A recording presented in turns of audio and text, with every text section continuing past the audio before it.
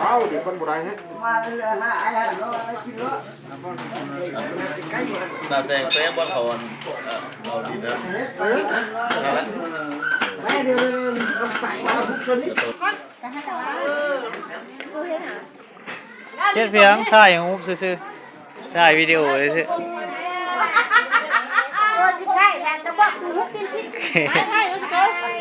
เออ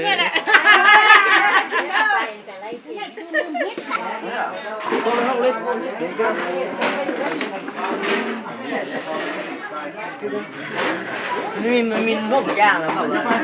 น้อย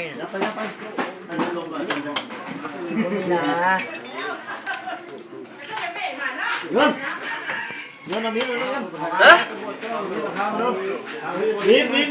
นี่เด็บถ่ายไว้เบิ่งเนาะเฮ็ดบุญแจกข้าวหาญาติพี่น้องเป็นฮิตของประเพณีสืบทอดกันมาแต่พ่อแต่แม่เนาะแต่บรรพบุรุษเฮาก็เฮ็ดหอประสาทพึ่งพี่น้อง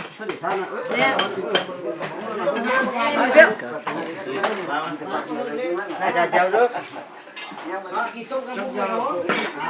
ไปแล้ว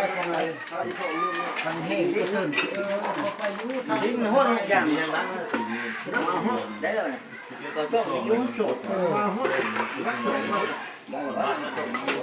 ดึงส่งบุกเลยอาหารแล้วก็ดึงส่งบุกเลยเนาะ